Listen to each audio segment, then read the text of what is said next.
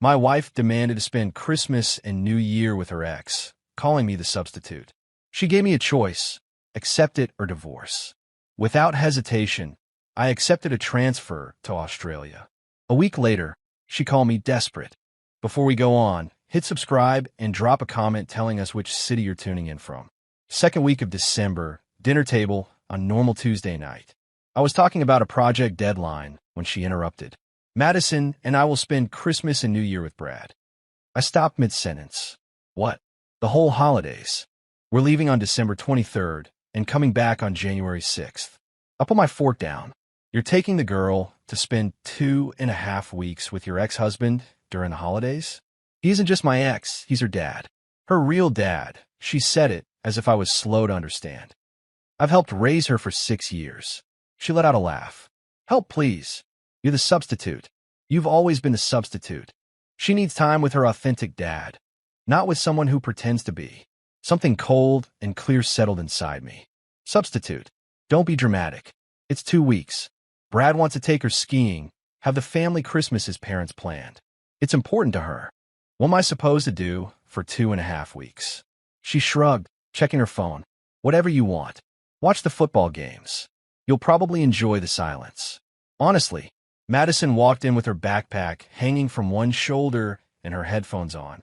14 years old and perfecting the art of looking right through me. She'd gotten good at it over the years. Mom, did you tell him yet? Just now. Madison looked in my direction. Barely. Great. Dad got his passes for Aspen. His family rented an amazing cabin. Sound good, I said. She seemed surprised I wasn't arguing. Yeah, it's going to be great having a proper Christmas for once.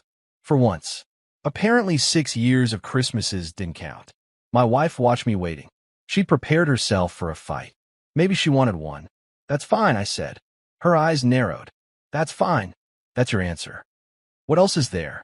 You've already decided. I thought you'd at least be upset. Would that change your plans? No, but normal people react when their family leaves for the holidays. I'm reacting. I'm saying it's fine. She didn't like that. I could see it bothered her. No drama meant no justification for whatever narrative she'd built in her head. Madison had already disappeared into her room. My wife stood up, gripping the plates harder than necessary. This is exactly your problem. You're too passive. You accept everything without fighting. I also stood up and took my glass to the sink. Do you want me to fight for this? I want you to act like you care. I do care. Then show it. You just told me I'm a substitute playing dad. What exactly should I be fighting for here? She froze. That isn't what I meant. Yes, it was. And I heard you. I walked to the garage and sat in my truck for 20 minutes. The job offer in Australia from 6 months ago was still open. They'd emailed me 3 times asking me to reconsider. Sydney office, 18 months minimum, permanent option, 32% salary increase.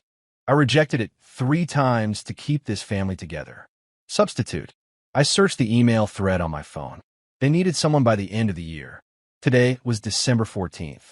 I pressed reply and started typing. When I went back inside, she was on the couch scrolling through Instagram, probably messaging Brad about mountain conditions. I'm going to bed, I said. She didn't look up. Fine. I went upstairs, opened my laptop, and started an emotionless list, just logistics, documents. I need to separate accounts, coordinate the timeline. If I was the substitute, the show was about to go on without me. I had 8 days before they left for their family vacation, which meant I had 11 days before anyone noticed I was gone. Plenty of time. Wednesday morning, I woke up before the alarm went off. She was still sleeping when I left for work at 6. I was at my desk by 7. I reopened that email. I wrote a professional reply, confirming my acceptance. I hit send before I could doubt it. My phone rang in 30 minutes. International number. That's fantastic news, the hiring manager said. Warm Australian accent through the speaker. We were hoping you'd change your mind. When can you start? How fast can you process everything? Direct visa because of your skill set. 2 weeks if we expedite it. You've got a valid passport. Perfect. We'll handle relocation costs. Temporary housing. The first month. The full package. This is the right move, mate. Sydney is brilliant. I need to be there before Christmas if possible. Pause on his end. That's 9 days. I know. Let me make some calls. I'll have an answer by the end of the workday. Your time. I hung up and stared at my computer screen. I still didn't feel anything, just following the steps. By noon, HR called me. Emergency visa processing approved. Flight booked for December 22nd. Temporary apartment arranged near the office. I'd start on December 27th. This is incredibly fast, the HR director said. Are you sure about the timing? Positive. What about your family? Are they coming later or just you? She nodded slowly. She didn't ask more questions. I spent lunch in my car, making a different list, bank accounts, insurance. The house was in both our names, but I've been paying the mortgage for 4 years since she went part-time. It didn't matter. She could keep it. That night, she was in the kitchen making dinner when I got home. Actually humming. Good day, I asked. Great. I finalized the Aspen reservations. Brad's parents are really excited to see Madison. They haven't had a proper Christmas with her in years because they live 8 states away and rarely visit. But sure, sound good. She looked at me. You're weirdly calm about this, just accepting reality. What's that supposed to mean? Nothing. Just that you've made your decision, and I'm not going to fight it. She turned back to the stove. Good, because I was ready for a whole argument. Honestly, I'm relieved you're being mature. Mature, right? Madison came down for dinner. Phone in hand. Like always. Dad texted. She told her mom, not me. He wants to know if I need new ski gear or if last year's still fits me. Tell him we'll figure out when we get there. He loves shopping with you anyway. I ate in silence. They talked about packing lists, flight schedules, what restaurants they'd visit in Aspen. I was a piece of furniture. Background noise. After dinner, I went to the garage. I started separating things into organized piles, important documents in one box, pre-marriage photos in another, tools I brought from my old apartment. 6 years of my life here fit into surprisingly few containers. My phone buzzed. The Australia team had sent me a welcome package. Photos of the housing, office location, start date confirmation. It felt more authentic than anything happening in my own house. Friday night, she announced she was going shopping for the trip. She took Madison with her. 3 hours of the house to myself. I worked methodically, copied important files to a hard drive, changed my direct deposit to a new account I'd opened on Thursday. I forwarded my mail to a P.O. box, called my lawyer friend, explained I'd need divorce papers drafted. I asked if he could handle it remotely. Are you sure about this? He asked. Yes, she already knows. She'll know. By Sunday, I had everything ready. 2 packed suitcases hidden in my car's trunk. Documents organized. Email drafted for the extended family, saved in drafts. Letter written sealed in my desk drawer. That night at dinner, she talked about the weather forecast in Colorado. Powder snow conditions. How Brad knew all the best trails. Will you be okay here alone? She asked, almost as an afterthought. I'll manage. It's just 2 weeks, 2.5, right? You can always invite Mickey or Tyler over. Watch football guy time. Maybe she smiled. See? This could be good for you too. Space to do your own things. Space. Yeah. I had exactly 4 days until they left. Fine until I did. She had no idea. I was counting down to a very different kind of goodbye. December 23rd arrived cold and bright. Their flight was at 11. I watched from the living room window while loading the car. 3 suitcases for a 2.5-week trip. Madison jumped excitedly, texting nonstop, probably telling Brad they were almost on their way. My wife came back in one last time. We're leaving.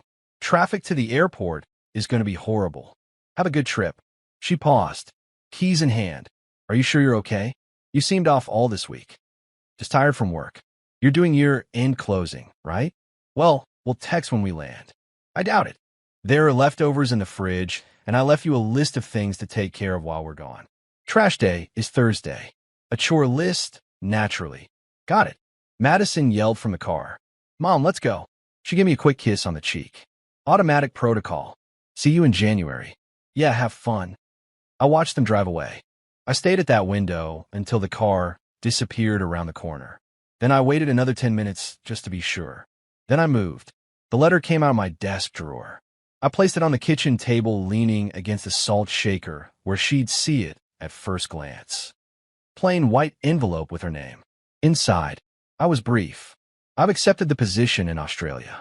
I'm leaving tomorrow. The house is yours. I'll sign whatever you need. The The lawyer will be in touch about the divorce paperwork. This isn't anger. It's simply over. You made it clear where I stand, and I'm not going to stand there anymore. I hope Madison has a great time with her authentic family. Take care. No drama. No accusations, just facts. I did one last inspection. The utilities were on auto pay for my account. I'd cancel that after landing. Mortgage up to date until January. She'd have to figure out February on her own. I'd already shipped 2 boxes to the Sydney office. Everything else I needed fit in 2 suitcases sitting by the front door. My phone buzzed. Text from her. We landed in Denver. So excited. Madison says hi. Madison definitely hadn't said hi. But sure. I texted back. Great. Enjoy. 3 days. I had 3 days alone in this house before my flight. I spent them systematically. I changed every password. I removed my name from joint accounts where possible. I withdrew my half from the ones I couldn't. I canceled my credit card where she was an authorized user. I officially forwarded my mail. I sent that email to the family explaining a professional opportunity had come up. I'd be out of the country for a while. I'd be in touch. My brother called immediately. Australia. When did this happen? Recently. And they're okay with you just leaving? They're in Colorado with Brad for the holidays. It seemed like a good time. Long pause. Man, what's going on? Just a change. I'll explain later. I need a pack. He didn't push it. Christmas Eve. The house felt hollow. I ordered Chinese food. I ate it watching nothing in particular on TV. My phone stayed silent. She posted Instagram stories. Madison skiing, the mountain lodge, Brad's parents smiling with her. Big happy family. I wasn't in any of the photos. The substitute didn't make the Christmas card. Christmas morning. I finished packing. I threw away everything perishable from the fridge. I set the thermostat to the minimum. I triple-checked that the letter was visible. That night she called. First real phone call since they left. Hi. Sorry I haven't called. It's been crazy. Madison's having a great time. How's your Christmas? Quiet. You should have gone with your brother. I'm fine. Well, we're all thinking about you. Background noise. Laughter. Brad's voice saying something I couldn't make out. Okay, I've got to go. We're going to dinner. Talk soon. She hung up before I could answer. I looked around the empty house one last time. 6 years. Madison was 8 when I met her mom. I tried. I helped with homework. I showed up at school events, paid for dance classes. None of that mattered in the end. I was always temporary. December 26th, for in the morning, I loaded my car, left my house key on the kitchen counter next to the letter. I walked out, locked the door from the outside using the spare, and slid that one through the mail slot. At the airport, I checked 2 bags, kept 1 carry-on. Boarding pass, Sydney. 15-hour flight. While I waited the gate, my phone buzzed. Another Instagram story from her. Madison and Brad building a snowman. Caption creating family memories. I turned my phone off by the time she got home to an empty house. I'd be 14,000 kilometers away. The substitute had left the building. January 6th, 3 in the afternoon. Her key turned in the lock. The house was cold. She noticed that first. Thermostat low. Weird. Hello, she called, dragging her suitcase inside. Madison walked in, behind her complaining about the temperature. No answer, no TV sounds, no movement upstairs. She walked into the kitchen and saw the envelope. Her stomach dropped before she even opened it. Something about the way it sat there, formal and final. She ripped it open, read it once, then again, then a third time, hands starting to shake. Mom, why is it so cold? Madison yelled from the living room. She couldn't answer. The letter blurred in front of her eyes. Australia, divorce done. No. She grabbed her phone, called him straight to a message saying the number was disconnected. She tried texting. Send error. What the hell? She dialed again. Same recording. Madison appeared in the doorway. Mom, what's wrong? Nothing. Go upstairs and unpack, Mom. Now, Madison. The second Madison left, she started moving around the house. His closet half empty. The bathroom without his things. Home office cleared out. The desk drawers that used to hold his papers and files empty. She called his work number.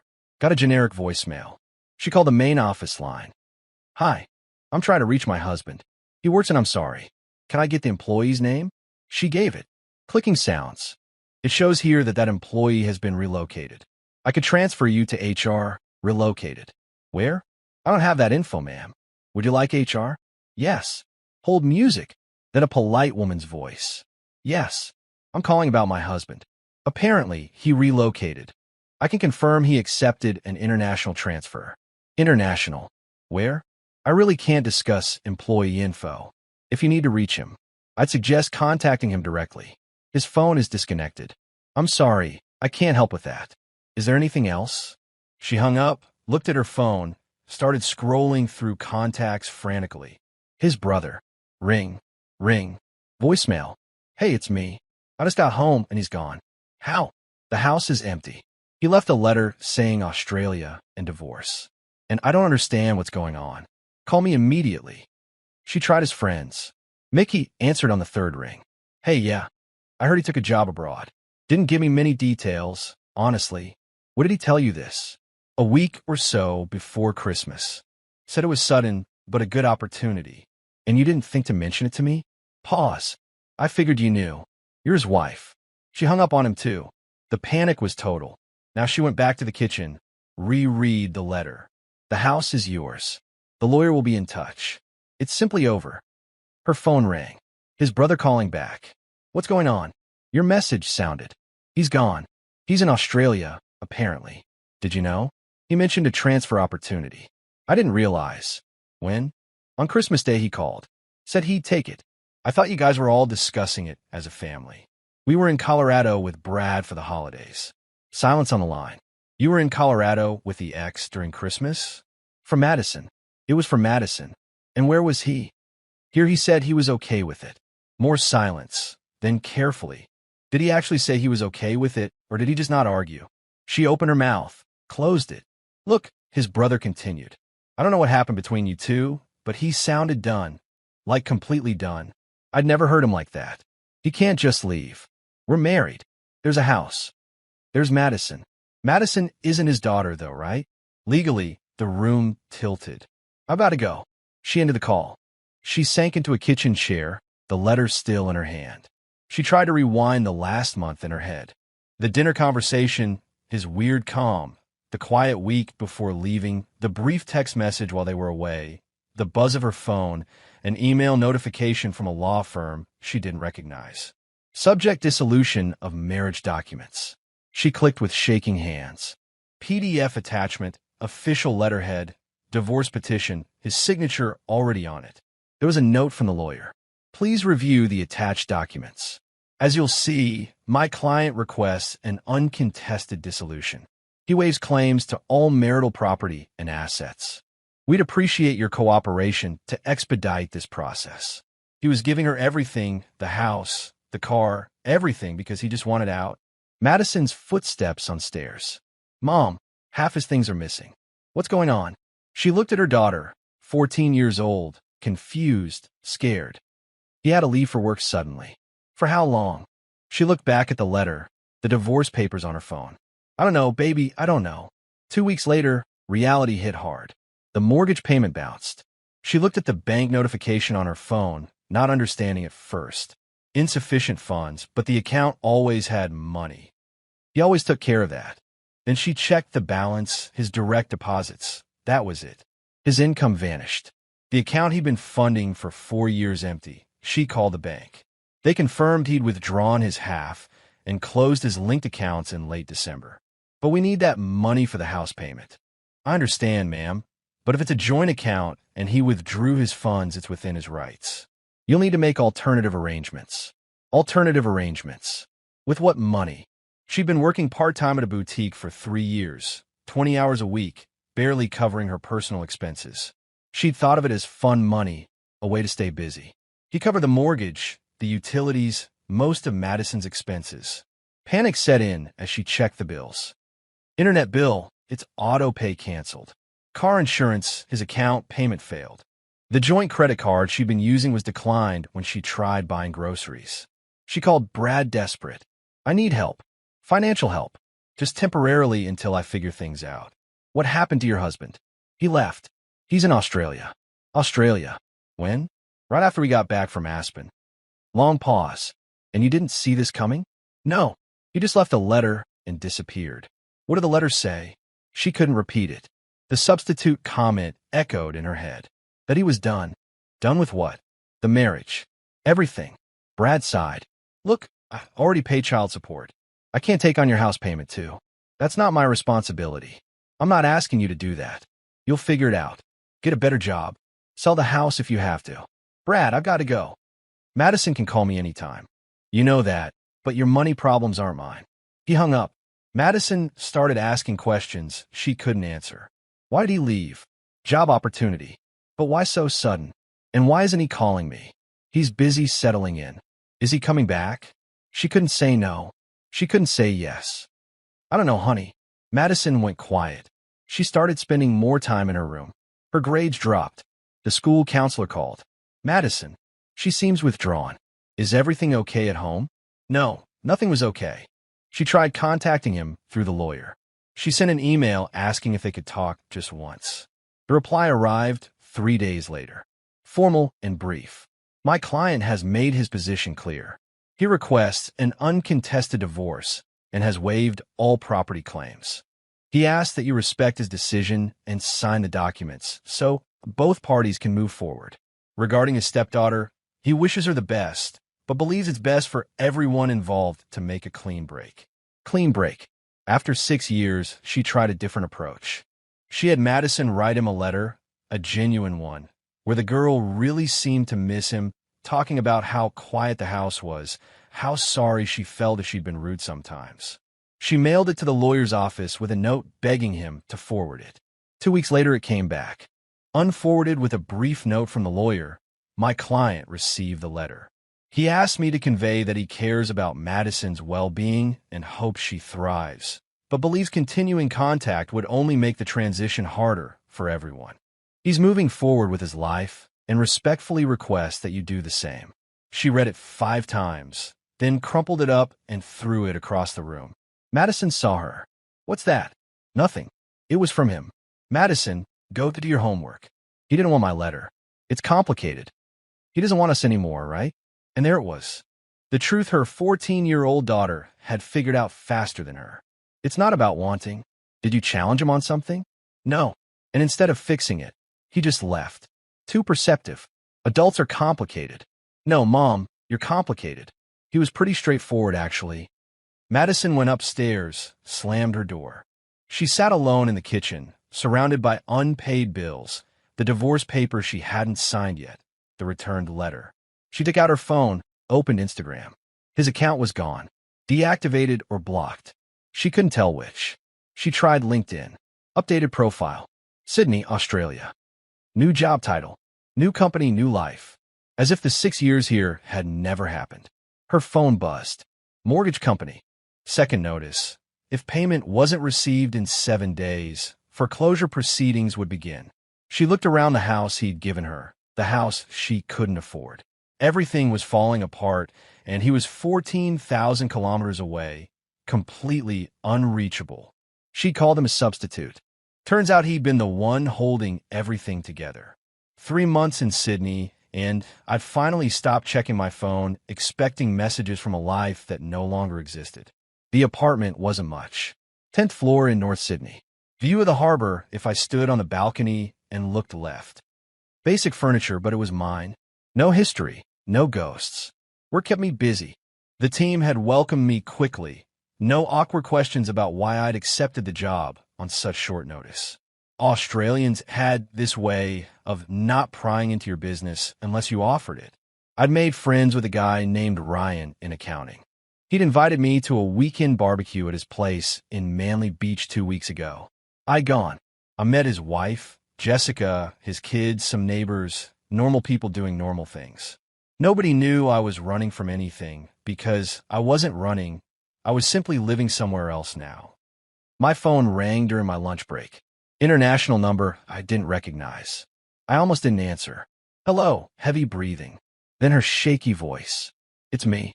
I closed my office door. How'd you get this number? I called your office. I told them it was a family emergency.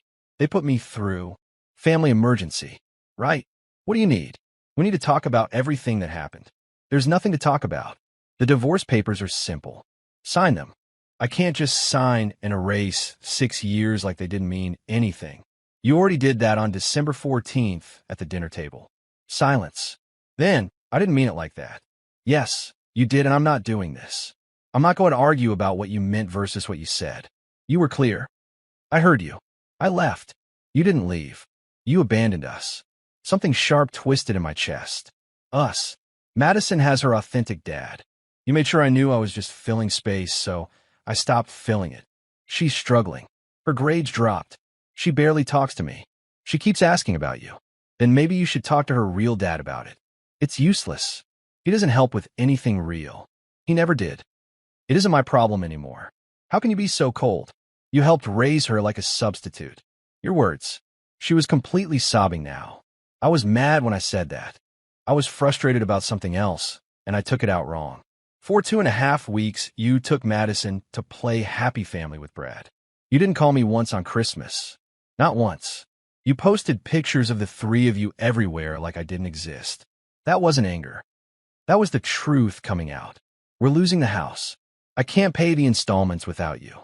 I gave it to you. Sell it, rent it. That's your choice. I don't want the house now. I want you to come home. I'm home. I'm looking at the Sydney Harbor right now. This is home. Please. Her voice broke. I know I was wrong, but we can fix this. I'll be better. Things will be different. They're different. You got what you wanted. You have your space, your freedom, your authentic family time. I'm simply not in the picture anymore. That's not what I wanted. Then you should have thought more before saying it. Long pause. Background noise on her end. Maybe Madison asking who she was talking to. The lawyer said you won't have any contact with Madison. She wrote you a letter. I know. You told me. And you sent it back. Continuing contact would be confusing for her. She's 14. She'll adapt. Kids are resilient. You're punishing her for my mistake. I'm not punishing anyone. I'm removing myself from a situation where I was never going to be enough. She has Brad. She has you. That's her family. You were part of this family. No, I was the guy paying the bills while you figured out what you really wanted. And you figured it out in December, so I acted accordingly. She was completely sobbing now. I can't do this alone now. You aren't alone. You have Brad. You have your daughter. You have your friends, your work, your whole life there. You'll be fine. When are you coming back? I'm never coming back. The contract is 18 months minimum. After that, there's a permanent option. I'm taking it. You can't stay in Australia forever. Watch me. What about your family here? Your brother. We talk every week. He plans to visit me in June. Life goes on. Another long silence. Then quieter. Did you ever love me? The question caught me by surprise. I looked out my office window at the Sydney skyline. Yes, I did. That's why it took me 6 years to realize you didn't love me. Not the way I needed, not the way that counts. That's not fair. Fair was me showing up every day for your daughter. Fair was me rejecting this job 3 times to keep your family together. Fair was me trying to make it work while you kept one foot out the door with your ex. I was fair for 6 years. Now I'm simply done. I don't know what to do. Sign the papers. Move on. That's all there is. Can I call you again in a few weeks? No, this is it. This is the conversation. After this, everything goes through the lawyers. Don't call my office again. Don't call my family. Don't send letters through Madison. We're done, please. Goodbye. I hung up, turned my phone off, sat there for 5 minutes, just breathing. Then I got up, splashed water on my face in the office bathroom, and went back to work. That night, I walked toward the harbor, bought fish and chips at a place Ryan had recommended. I sat on a bench, watching the ferries cross the water. My phone was still off. I'd turn it on tomorrow. I'd block her number, change it completely if I had to. A month later, the signed divorce papers arrived by email. Finalized 2 weeks after that. I was at Bondi Beach when the final notification arrived. Complete dissolution. Officially single. Ashley from marketing had invited a group of us for drinks at sunset. I looked at the notification, closed my phone, and walked toward where everyone was laughing at something ridiculous. Are you okay? Ryan asked. Yes, I'm fine. And for the first time in 6 years, I really was. No more substitute, no more pretending. Just me in a city 14,000 kilometers away from everything I'd left behind. Finally building something that was truly mine. She sent one last email 3 weeks later, long, detailed, explaining and apologizing and asking if there was any chance. I read the first paragraph, deleted it, blocked the address, closed my laptop, and stepped outside where the authentic version of my life was waiting.